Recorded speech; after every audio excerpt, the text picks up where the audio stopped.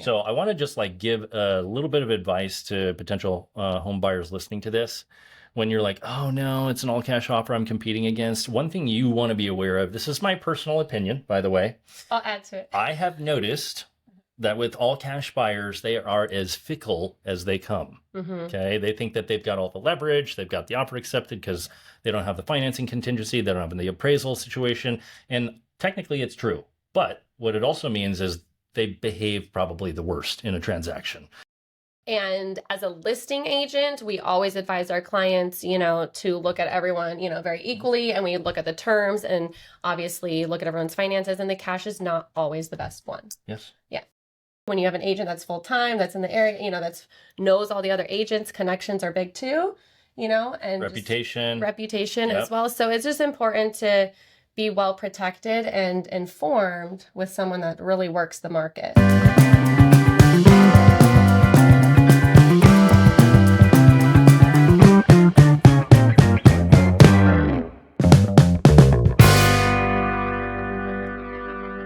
Welcome back to the Mortgage Lounge. I'm Jason Thibodeau with JMJ Financial. I run a branch in Huntington Beach. I chose mortgage. I don't know why. It's been since 2004, but I got a couple things figured out. So I got somebody named Chrissy Reilly with me today. Chrissy, hello. You're with Seven Gables Real Estate. Yes, Seven Gables Real Estate and the Chrissy Reilly and Diane Katinsky team. That's right. Yep, we're going to talk about Diane that today. Yeah, we missed Diane. Yeah. Hi, Diane, by the way. We wish you were here. We wish you were here. So we're going to talk a little bit about that today. We're going to get Chrissy's take on the marketplace. Not to toot your own horn, right? But Diane and Chrissy do a lot of business. So they'd be considered top producers in their marketplace, which is not just Huntington Beach, right? Yeah, no. It's also surrounding areas. You spend some time in Newport and other marketplaces. Yes, of course. We're in escrow right now in Santa Monica. There you go. So we have... that's right. Hey. Yeah, I remember that client. Yeah. So we do, we've done Pasadena, we do Yorba Linda, Anaheim Hills, Tustin, South OC, Laguna Niguel. So, we're really all over, but as we live in Huntington Beach, we do very much, sell heavily in Huntington Beach as well. Yeah. All right. Cute little story. Jason Thibodeau at one point was a little kid, right? And Diane was like a second mom to me. So her son Wes and I were buddies, and I still literally remember driving in her Cadillac Escalade going to places like Costco in Fountain Valley. Like I have vivid memories of that. And the thing about her, I go out to dinner with their family. I know Diane's husband, he's such a sweet man, the whole thing, right? And I love their beautiful home, right? Yes. That was always like, They had the basketball court in the back. Anyway, they're amazing people. So there's some sentimental connection here on and beyond just the business aspect. And I thought I'd share that because it's kind of cute. Yeah, absolutely. But in terms of the success, so you've been in the industry for, you said, what, 5 years? 5 years now. I've been in real estate, selling real estate. Yeah. I personally invested in real estate at a young age. My mom had her license my whole life growing up. Oh, you've been around it for a long time. Yeah, so I was always around real estate, but I didn't, I was an entrepreneur, business owner, so I knew at some point, I wanted to do something with real estate and investors at first is what my thought was, because that's what I was passionate about. It makes sense. Yeah. But then I absolutely just love working with buyers and sellers and not investors. Yeah. We do work with investors, but that's a complete other It's a totally different thing. Yeah, totally different focus. More and X's and O's and business and numbers. There's less of an emotional aspect to it. Totally. And finding distressed properties or things like that. Whereas, we, Diane and I absolutely love, the transformation of getting distressed properties ready to market and sell for the top dollar. So are you still in that space at all? Oh, we absolutely do that. It just depends on what client comes to us. Sometimes our houses are just ready to sell. Yeah. But if they're not, we're right now, we're putting on a new roof, we're painting a property, we're doing all the plumbing, we're doing some internal repairs. Is this on behalf of one of your clients, or are you doing it for yourself? Oh no, this is on behalf of a client. That's a huge value add right there, by the way. And our client, it's a trustee. So we really do this heavily for trust sales. Okay. Where the family wants to be, is not in town or they're kind of out of town, and it's just a lot for them to handle. Yeah. So we take on So you're working with estate planning attorneys. Yes. Yeah, that seems like, honestly, I think that's a really cool niche, by the way, for any of the younger realtors out there, trying to figure out where to start. Estate planning attorneys. And I always tell people, if you're going to go after estate planning attorneys, go after the older ones, right? Because they're the ones that have an established client base, whereas the younger ones may not have as many, older folks working with them. Yeah, and definitely, I mean, just living obviously in the community, I feel like Huntington Beach people just stay in their, they stay in their home until I'm surrounded by original owners. Yeah, until they're gone. Yeah. So and we actually have just known people as, neighbors and community and friends as well. So yeah, we've done everything from complete remodels to sell it, or just, the things to get the most, bang for your buck. So we want it to look good and present well. And so you're not just taking a listing and doing a quick stage and like listing it, right? You're maximizing the potential out of the property. You give us the keys and we handle the rest. That is so cool. Yes. Right. Yeah, I mean, that's huge, right? Because not a lot of realtors do that. No, and it can be a month or two. I mean, usually, the client calls us and like, we want this on the market next month. And we're like, okay, well, we're going to try, but then we're like, well, let's do this, this, and this to maximize, your return. Yeah. And sometimes that might look like 1 or 2 months, preparation, and then just we launch. taking one step back to take 2 steps forward, maybe? Exactly. All right, one thing I literally said that to my husband today. It's true. I mean, you're investing for a greater return. Yeah. So it's really important to kind of also, people sometimes wait to the last minute to like, oh, I want to list in June, so I'm going to call a realtor, a few weeks before.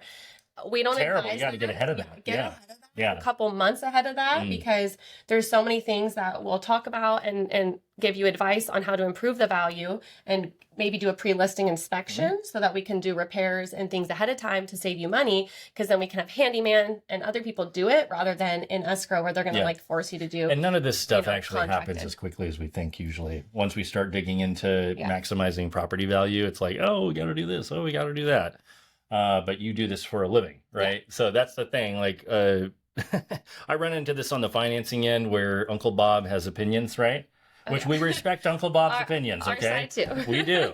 Now, I'm not saying we don't, and we obviously want to listen. However, if we're in this industry doing multiple transactions every month over the course of years, hundreds, if not thousands of transactions over the span of a career, that's called what? Experience. Yes. Right. Yes, so it's never that we're not the salesy type. You're not the salesy type. We're trying to add value. We're trying to build relationships. And our intention is to maximize the profit in the sale of the home. At least yours is. Absolutely. Right. And, with that experience, we have the connections and the vendors, and people to do things quickly and trustworthy. And I think talk about bringing value, by the way. That's huge. Yeah. And I think that's really where sellers get fearful of like, oh my gosh, I have to do all these things. Well, if you just call the right person, they we handle have everyone for you that's going to do it at a very cost saving, price quickly. And I already want to hire you. Oh, thank you. Thank you. I'm starting to realize, oh my God, you guys do a ton. We do a lot. And that is the benefit of having 2 of us. Yeah. Because no wonder you guys are so busy. Because you know what happens? A client's like, wow, that was amazing. Well, you get referrals. Yes. They're yes. That is our goal. We'd always love referrals are the absolute best compliment, right? Man, we got the spring attire going on right now, don't we? Spring green. Okay, well, just in closing on that topic. So I read a statistic recently about real estate agents. After a 5-year period, 87% of realtors fail. You happen to have been in the industry for 5 years now. I know you had the backstory, but you know what I mean. Yeah. So you obviously haven't failed. Like, what would you, just for the young real estate agent trying to figure themselves out, what would you attribute that to? What do I attribute my success to? Well, I will be very honest, because I'm just very transparent in everything that I do. Having a history and experience as a business owner really set me up for success, because I was already very mature in dealing with clients and customer service. Yeah. And I think that's something that the very young, generation that's like maybe just graduating high school just doesn't have that maturity level. And this job does require a very high level of maturity. So you weren't, what I would say to that is you weren't working at a big corporation on a salary before. You were already an entrepreneur trying to create your own way. Yeah, I have worked for myself since I was 18. So from that point forward, you really have to figure it out. You do have to learn. But the best advice I can give is to go with a brokerage that's going to help you and teach you and guide you, because I'm so grateful that I chose Seven Gables because they do have a new agent program. Shout out to Seven Gables. Yes, huge shout out, because I had brokerages, reach out to me when I first got my license and offer me this like phenomenal commission split. Well, let me tell you, the commission split means nothing when you have no homes to sell and, no leads and no great agents to offer their open houses. Training, sense of purpose and community. Yeah, that's important. It was so huge. I was like, and there was so much noise on the internet, like of which way to go, right? Which route to follow. Yeah, it can get confusing. It was very confusing what marketing to do, who's going to do my marketing. So with Seven Gables, who does everything in-house for you, we have designers, we have a huge like award-winning marketing team, which is awesome. Seven Gables is not a startup either. They've been around a long time. Yes. They've got a lot of really, really good people working for them. Yes, like 30-year agents or more. So when I got to join, and all the top agents, who I'm so happy to be able to be like next to now, were so gracious at allowing me to do their open houses every weekend. And so I literally did an open house every Saturday and Sunday for like the first 8 months of my career. Okay, we need to talk about that for a minute. So and then I got pregnant the first month, so I was pregnant through that whole thing. Wow. Okay, that's a cool story. I didn't know that. I was like, oh my gosh, I hope they don't hate me. I literally just got pregnant. Yeah. I just joined 1 month ago. If anything, that probably helps you. People want to support, young moms. Yeah, real estate's very fantastic for families and moms. Yeah, it really is. And I was scared at first because my business previously would not have been very, easy. But now, like, the more your circle's bigger as a mom, as a family, and when you have kids, I mean, gosh, I can talk to so many more people. Yeah. So entrepreneurial spirit, okay. Finding a good platform like Seven Gables. Now, one thing, I have a unique perspective as a lender because my main referral partner is a real estate agent. I see what works, what's not working, who's thriving, who's not thriving, you know. And the young realtors who hit it out of the park are always the ones sitting every open house they can possibly get into. 100%. Like one of the guys that we work with did like 50 transactions in his first year or something like that. And I'm like, how did you do that? But he didn't have kids yet. And he's like, I just didn't take a day off for a year and a half. And that's like, people want to find the life hack or the magic wand, and guess what? There isn't one. No, right? Hard work. Yeah, it's just hard work. Hard work, consistency, follow up. Yeah. Following up on every single person you meet to a fault. I mean, I have one client that I just did not give up on, and like now she's such a close friend. I know. And it's so funny because like obviously she would ignore me sometimes, but then but that's also sales 101. Yeah. Right. It's like the 10th or the 20th or the 30th call where you finally get past that threshold. Yeah. So not giving up is important. Don't give up. Get used to rejection. Get used to it, especially in real estate, because they all think we're like salesy. And at the end of the day, like I think the majority of us just really want to help people. And want to make that appreciate the hustle too. Yeah. They appreciate the hustle. Like honestly, I started planting seeds with you guys over a year ago. Yeah, and you did a very good job. Yeah, so we'll talk about hustle and consistency and follow-up and providing value. Yeah, we got some alignment. And when I'm working with them on clients, what's very clear to me is they are just all over it. We're on group text messages. We're like, and you can tell I don't mind at all. Like, and there's a lot of cool collaboration that happens when those group texts get created. Yeah, because someone asks a question, we'll have a slightly different take, and we're adding value in our own way. It's really cool. Definitely. Yeah. Because I mean, I actually enjoy the lending side. I mean, that's not my specialty. That's yours. Yeah. But we can all understand a certain aspect of it. It works though. Yeah. I love that communication. Then there's nothing left to chance, and we're not all like on different pages. We're all on the same page. We have no choice but to be, and that's like being intentional and leaning into it, which is what you do. And I appreciate that about you and Diane. Well, thank you. And I mean, a recommendation to buyers too, and like we always do this, and it's not from a salesy or from benefiting our standpoint.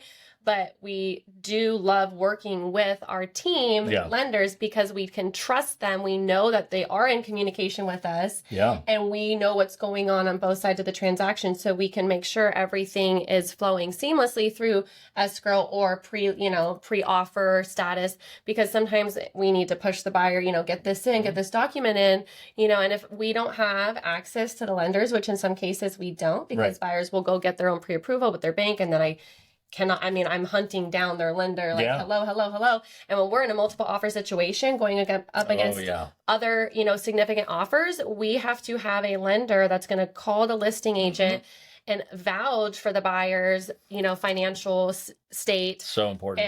And also that we can talk to you, hey, Jason, I'm putting in an offer Saturday night, Sunday night. He's always available. And I'm like, what contingency periods can we reduce? How quickly can we do escrow? And if I don't have that communication, like usually we do end up getting our buyers over to one of our preferred lenders just because, it's gonna get that offer accepted, because you get one shot, and I'm seeing less counter offers these days, like less seller multiple counter offers, and more just acceptances, like kind of just going with one offer. You have to start on the right foot. Bit more. You really do. You go in very strong. Yeah, honestly. And this is a big deal. This is potentially life-changing for people. The idea of either getting that house of their dreams or not matters a lot. It's very high stakes. Oh, yeah. Which is why we take it as seriously as we do. Especially in this low inventory. It's not just a transaction. No, we're dealing with the human element here. And like seeing the disappointment sometimes in buyers' faces when they lose out on a house that they've emotionally attached themselves to.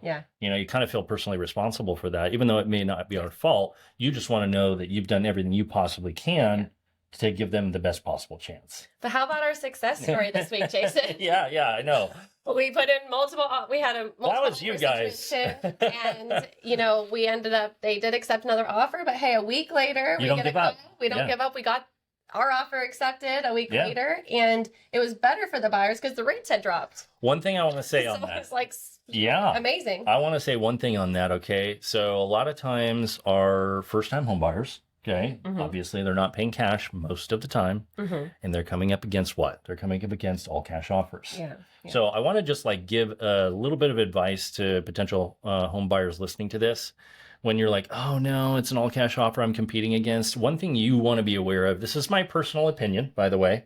I'll add to it. I have noticed that with all cash buyers, they are as fickle as they come. Okay. They think that they've got all the leverage. They've got the offer accepted because they don't have the financing contingency. They don't have the appraisal situation. And technically it's true. But what it also means is they behave probably the worst in a transaction.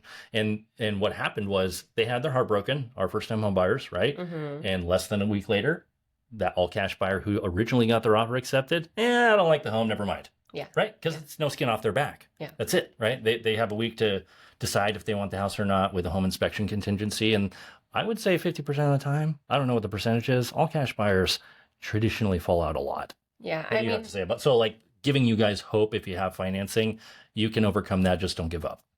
Well, there are ways to make your offer look more like a cash offer too, right? So when things were like COVID years and it was like 40 offers, we really pushed the fully underwritten pre-approval. Such a good point. Yes.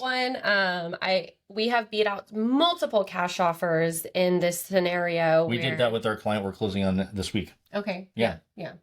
Our mutual client. Oh, yeah. I'm like, to be honest, there's so many this week. It's a busy week. But we got fully underwritten and approved before we got into escrow, right? So that's what you're saying. So you can essentially, if the client's comfortable, you can remove loan contingency, and if you have enough cash, remove appraisal contingency. And I'd say 99% of the time, like, we know the comps in the area. We're very confident when removing that appraisal contingency, and it's usually smooth sailing on that. So many nuances to all this, right? But the thing with cash offers, I mean, they tend to actually come in low because they think like their cash is king. Right. And as a listing agent, we always advise our clients, to look at everyone, very equally. And we look at the terms and obviously look at everyone's finances. And the cash is not always the best one. Yes. And for that reason, they sometimes, are investors a lot of the times, and they want to come in. They're not emotionally attached. No, a lot of times they're not, and they want to offer lower. So my experience is that they usually want to offer low, like low. But at the end of the day, the price is the same. You know what I mean? Like with the net proceeds, whether it's a loan or a cash. So to the seller, numbers are the numbers. The seller wants the price, the high price. Like, they don't care. You know, in some, you know, very unfortunate situations where people do need to close, you know, for maybe a foreclosure issue or something like that. 5 days or something like that. You got to do what you got to do. It's more transactional. Yeah, then cash I of course, and I'm sure you guys are too, always rooting for the first time home buyer, right? Because it's an actual family. Absolutely. Oh, yeah. And most of our sellers are, you know, desiring that in a buyer. Last thing I'll say on this, and then we'll move on. Hire professionals, guys, you know, first time home buyers. You know, you're going to get the Uncle Bob referrals and all that stuff, but the barrier to entry in real estate is quite low. Pass a test and voila, you're negotiating multi-million-dollar real estate contracts. And there are absolute professionals, but they're the exception and not the rule. So let me just introduce you to Diane and Chrissy. Yeah. I will tell you, yes, there is a huge difference, especially since August 17th of last year. Real estate changed significantly. All new forms, all new contracts, all new everything. So if your agent or uncle or aunt hasn't sold a home in the last, you know, 12 months, they probably don't know what's going on. Yeah. And that could be really detrimental to you. And I've seen people hire, you know, like their lender as an agent. Oh, which yeah. That's because called a lot jack of all trades and master of none. Yeah. They're a lot of times, you know, they have their license, but I mean, I see the offers come in and I'm a stickler on paperwork, and I'm like, this offer, it's not professional. I have to counter so much of it that I don't even want to look at it. You can tell when you're dealing with a professional. Yes. Yeah. So it's really important, because this could be, if you're going up against other, you know, offers, you want to make sure that first impression is everything. And sometimes it could be as how well written your offer is. Yeah. And yes, relationships matter too. When you have an agent that's full time, that's in the area, you know, that's knows all the other agents, connections are big too. You know, and reputation as well. So it's just important to be well protected and informed with someone that really works the market. I couldn't agree more. Yeah. Well said. Yeah. All right, we have to talk about, speaking of how hard you work, a couple things and we'll wrap it up. I just want to know, what was your American Dream TV hosting experience like? I know that was a lot of work. So she was actually a TV host. Yeah, Diane and I were a TV hosts for the American Dream TV, which is mostly realtors as hosts. However, we're really focused on the lifestyle of the communities that we're selling in. Yeah. So we did a lot of fun episodes. We got to feature the Huntington Club. We got to feature... Which is the golf course. Which is the golf course in Seacliff. Yeah, the country club. We got to feature one of our listings in Seacliff on the Greens, and that was really fun because that kitchen had been designed by... I remember that kitchen. A designer that won an award for the kitchen. So we got to talk to him and interview him. Very cool. So that was really fun. It really sold that house within a day. And we also did a feature on Edwards Hill community, which on one of our listings as well, but we got to go through the equestrian horse trails, which makes Edwards Hill so unique, and the Seacliff Village Shopping Center.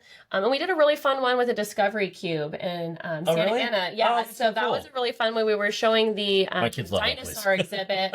Their dinosaur exhibit, and with our children, well, my child Olivia was there, so that was really fun. She got to have a feature in the show. Yeah, and Miles, Diane's youngest grandson. Yes. So we had Wes's fun. Son, yeah, Wes's son. Yes, Wesley's son. That's awesome. It was a lot of fun. It kept us getting, keeping up our video content, which was I was just going to point that out because you guys are stepping into a lot of things that aren't easy to do, right? But you probably learned a ton when it comes to like branding, marketing, how to showcase something, how to like speak and present, and well, we had to script it all ourselves. So like coming up with what we're going to say, who's going to say what. I mean, definitely it was a lot of good experience for Diane and I because working together. Can anybody look up your episodes still? Yeah. They're all on my YouTube channel, but they're also on the American Dream I'll put TV, the links on the YouTube episode itself. Yeah. Okay. We have, on the American Dream, on all the apps on TV, Fire, Amazon Fire, Tubi, all these, their episodes are still there. Cool. They were last year. So, I'll include the links for sure. Or my, just the actual, our episode is on my YouTube channel. Right on. Yeah. All right. Yeah. Thanks for sharing. So in wrap up, I I would just ask like basic market outlook in our Southern California marketplace, maybe more micro with Huntington Beach and Orange County. And also just the last thing would be your advice to young home buyers. Yeah, well, we're seeing the days on market decrease, come down. They were like pretty high. They got pretty high up there for sellers, that were getting frustrated in November, December, January. But as the inventory, it's busy, I'll tell you, because like we're in the middle of 5 escrows right now. So that's a lot. Thanks for making time for me right now. Oh, of course. I mean, you're part of the team. Yeah. So it's just obviously our activity is high. We're seeing multiple offers. We're seeing a lot of activity in the open houses. So I think in Orange County as a whole, inventory has definitely significantly risen. Buyers are coming back into the market because the interest rate has come down. So good things happening. Yeah, really good things are happening. My advice to home buyers, young home buyer, any home buyer, is get out now. Get out there now, find your home, because the competition is going to just keep increasing. The prices are going up because there's that demand there. As the rates go down, the prices are going to keep rising with multiple offers. So I feel like the rate's good enough now to go in and maybe get a good price on the home rather than overpaying or having to That's good advice. beat out a lot of other offers. So I have seen that days on market, like for Huntington Beach, has gone around to like 30. And then I know that the price per square foot right now, this is for sold properties, is $887. So if you want to just multiply that by your square footage, that's for like Huntington Beach. Yeah, so I love numbers and statistics. Yes, you do. I can vouch for that personally. And then I would just say the theme of what I'm hearing from Chrissy today is get ahead of it. Yes, absolutely. Don't procrastinate on something this important. Don't hire Bozo the Clown Realtor, right? Obviously, hire a professional. I know a team. We're here to help. And then I guess that's it, unless there's anything else you wanted to share. No, I think we're just really excited for, what's to come this year. I think it's a really good year. I think there's a good sentiment out there. Yeah. And Can you share your phone number and email? Yeah, absolutely. We'll include it in the links and all that, but just, so they hear it. Yeah, so our website is actually sellingseacliff.com. So all of our info is there. You can see past episodes of American Dream as well. All of our sales and reviews are there. Our Google My Business page is Chrissy Reilly and Diane Katinsky team. On your game. My number is 760-519-4811, but do not spam me. I don't know. No spam. Watching, but we can edit it out if you want. My number's all over the internet. Come find me. Oh, that's funny. Okay, well, thank you. Yeah, it was a pleasure having you on, and we'll have to do it again when we can get Diane joining us as well. Absolutely. Right on. It'll be fun. Until next time. All right, everybody. See you later. Thank you. Bye. Bye.